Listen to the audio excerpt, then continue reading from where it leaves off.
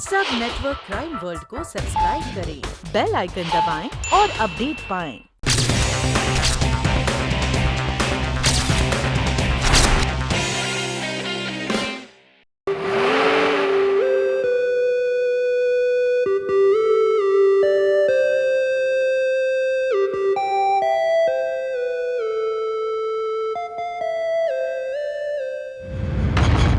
डब्बा,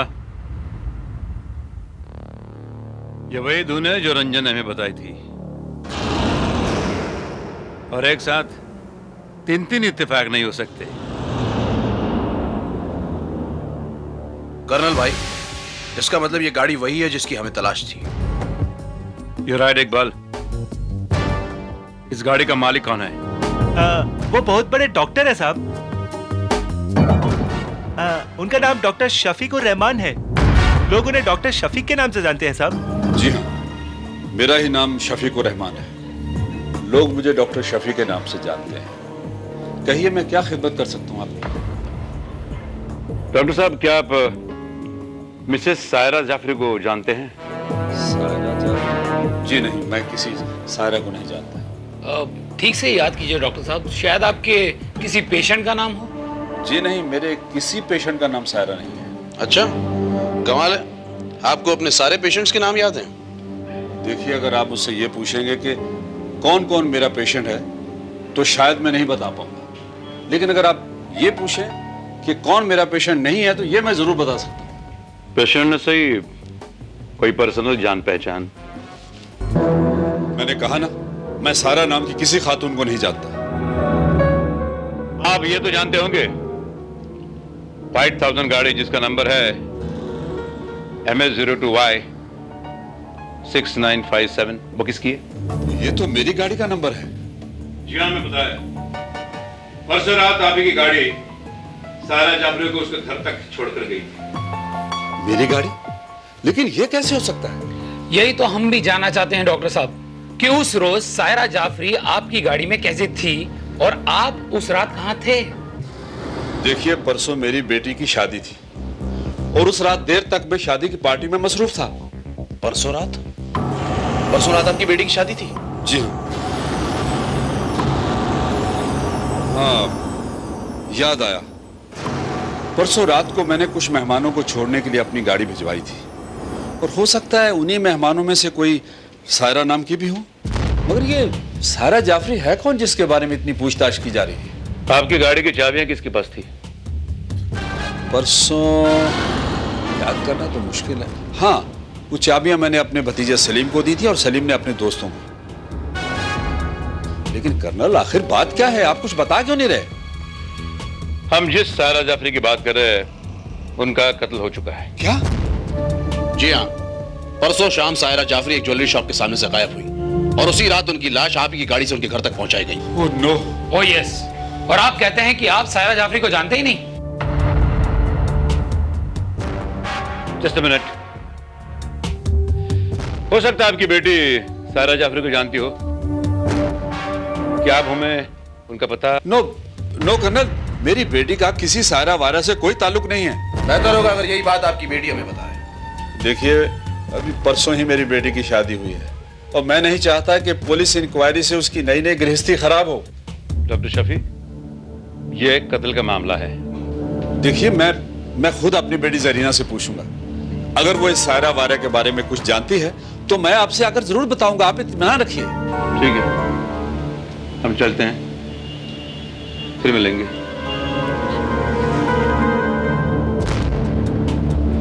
तुम यहाँ? कर्नल साहब, वो मैं कर्नल, ये लक्ष्मी ज्वेलर्स का सेल्समैन है। बिल लाया होगा। हमारी सारी ज्वेलरी इन्होंने बनवाई थी।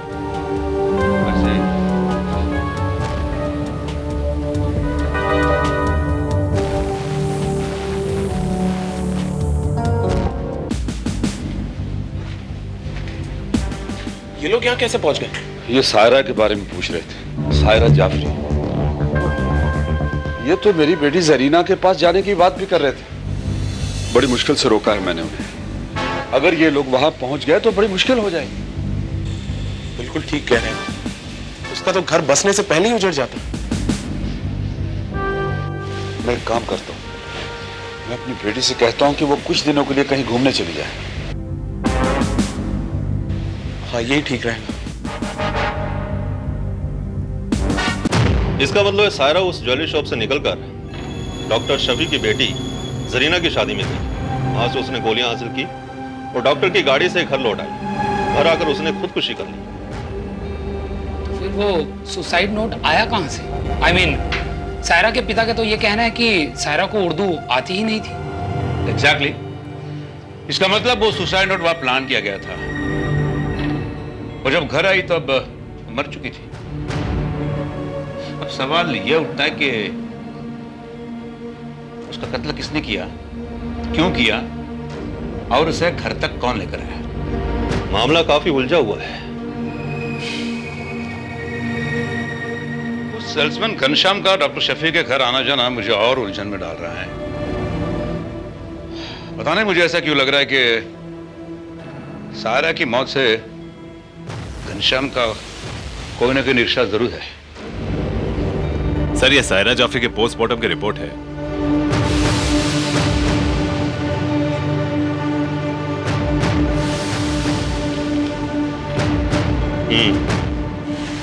मौत की वही वजह है। उन्हीं गोलियों से उसकी जान गई है।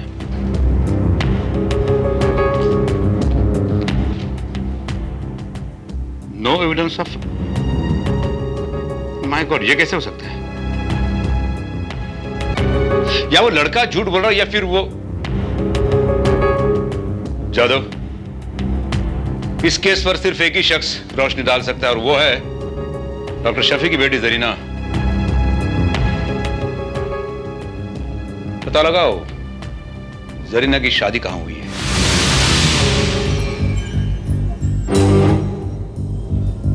मिस्टर अनवर सईद। यस। मैं कर्नल परमवीर, जरीना के पिता डॉक्टर शफी का दोस्त हूं मैं। ओ प्लीज आइए आइए, अंदर आइए प्लीज। Thank you. मुबारक हो। शुक्रिया। प्लीज तशरीफ रखिए।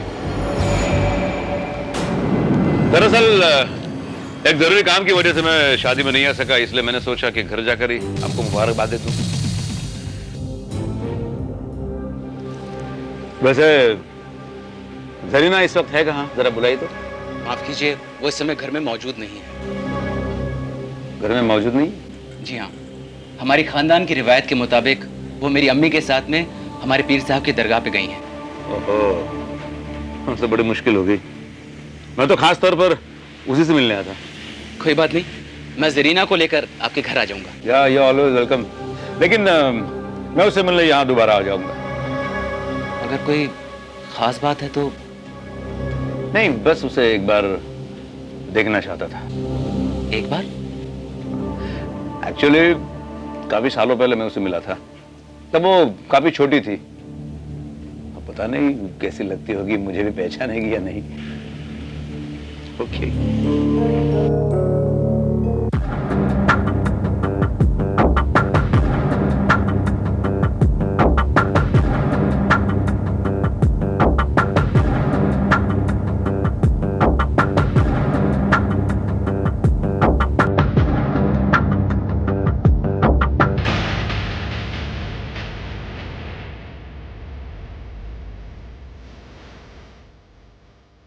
ये तस्वीर हमारी है, आज ही फ्रेम करवाई। लेकिन ये तुम्हारे साथ? यही तो जरीना है, आपने पहचाना नहीं? जरीना?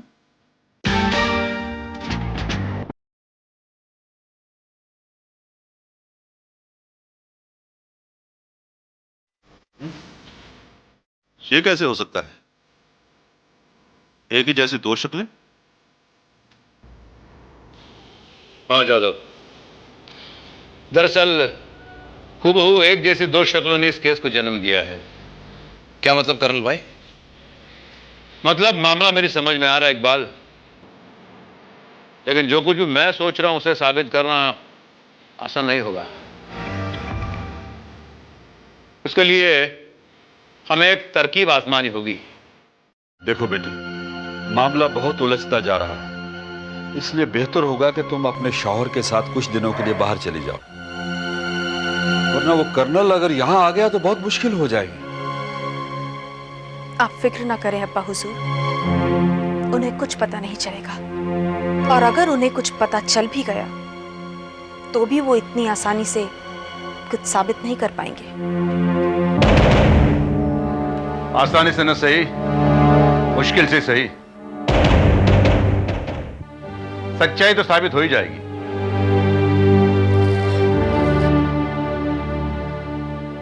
चेहरा छुपाने से क्या फायदा?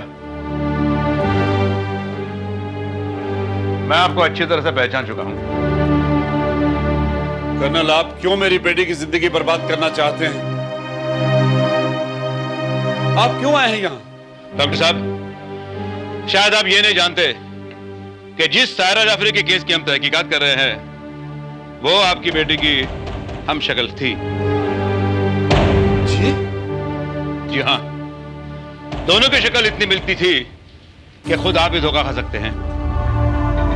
मेरे ख्याल से इसी चेहरे की वजह से बेचारे सायरा का अगवा हुआ और उसकी जान गई।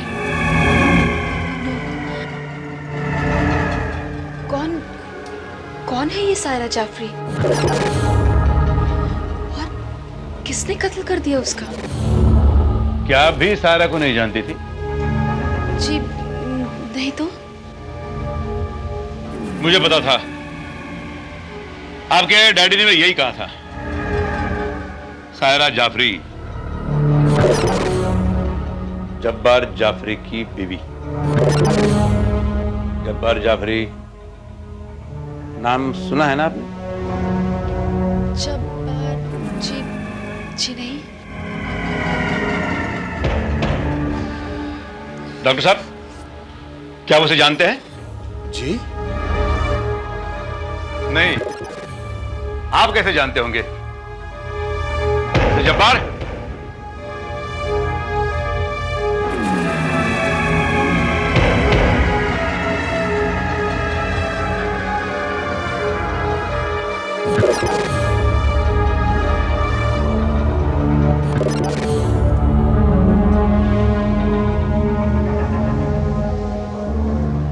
मिसेस सायरा जाफरी, पहचानती हैं आप?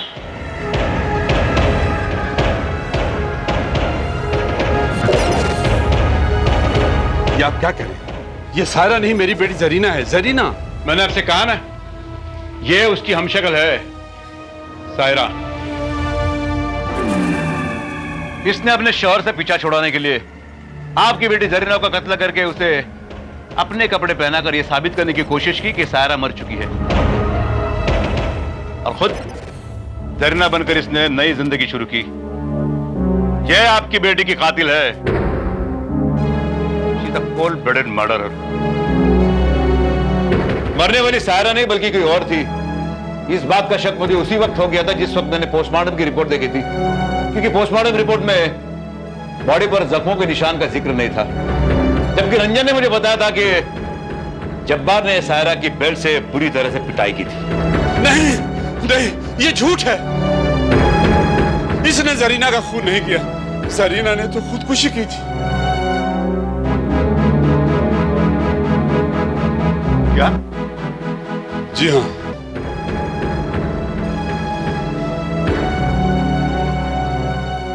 जरीना किसी और से प्यार करती थी, लेकिन जब हमने उसकी शादी पक्की कर दी तो उसने गोलियां खाकर खुदकुशी कर ली।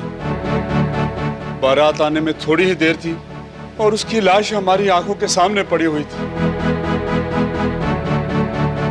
वो हमें छोड़कर जा चुकी थी और इज्जत भी थोड़ी ही देर में जाने वाली थी कि उसी वक्त लक्ष्मी ज्वेलर्स से घनश्याम का फोन आया। ये तूने क्या किया बेटी? ये तूने क्या किया? अब्बाजान, फोन। हेलो डॉक्टर साहब, मैं घनश्याम बोल रहा हूँ। जी हाँ, लक्ष्मी ज्वेलर्स से। आपकी साहबजादी जरीना यहाँ पर है, किसी और के साथ। ये क्या बकवास कर रहे हो? ये कैसे हो सकता है? यही तो मैं भी सोच रहा हूँ। आज उसकी शादी है और वो यहाँ पर जेवरात खरीद रही है, कुछ समझ में नहीं आ रहा। ये नामुमकिन है। जरीना तो यहाँ, उसकी लाश मेरे सामने पड़ी हुई है। लाश? ये क्या कह रहे हैं डॉक्टर साहब आप? जरीना ने खुदकुशी कर ली घनश्याम। अब हम किसी को मुंह दिखाने लायक नहीं रहे। अब कुछ नहीं हो सकता, कुछ नहीं हो सकता। हो सकता है डॉक्टर साहब, एक काम हो सकता है। और फिर घनश्याम ने मुझे वो तरकीब बताई जिससे मेरी इज्जत बच सकती थी।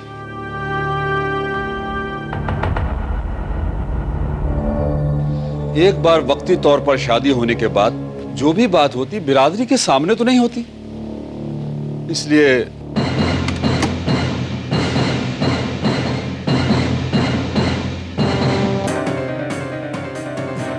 और फिर उसी नीम बेहोशी की हालत में हमने सायरा को शादी का जोड़ा पहनाकर बिठा दिया। जरीना इब्न शफीकुर रहमान, आप अनवर इब्न अबुल सईद के साथ निकाह कबूल करती हो? कबूल है, कबूल है, कबूल है।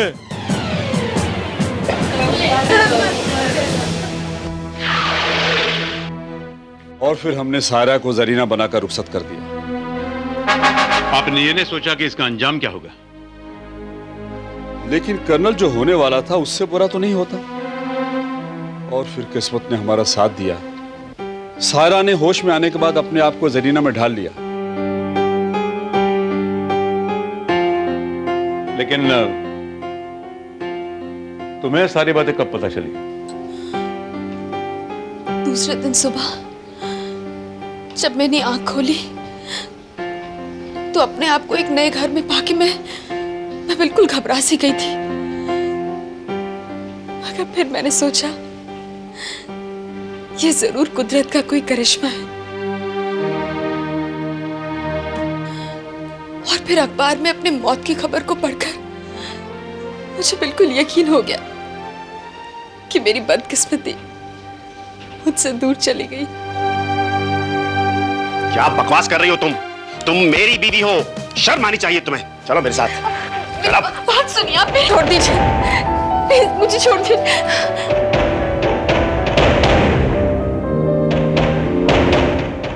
एक्सक्यूज मी मिस्टर जब्बार, कानूनन सायरा आपकी पत्नी जरूर है, लेकिन ये कहां और किसके साथ रहना चाहती है इसका फैसला करने का पूरा हक इन्हें है। आप इनके साथ कोई जबरदस्ती नहीं कर सकते, so please.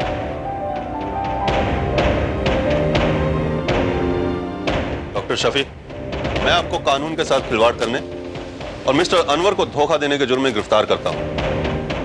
Mrs Saira Jafri, मैं आपको भी गिरफ्तार करता हूं। हालांकि असली मुजरिम तुम हो मिस्टर जब्बार। वो लाश जो जरीना की थी वो तुम्हारी पत्नी सायरा की भी हो सकती थी, और उसके जिम्मेदार तुम होते, सिर्फ तुम। काश तुम्हें इस बात का पता होता कि पत्नी पति की मिल्कियत नहीं होती, इसकी जीवन साथी होती है। उसका जितना कर्तव्य होता है उसका उतना अधिकार भी होता है।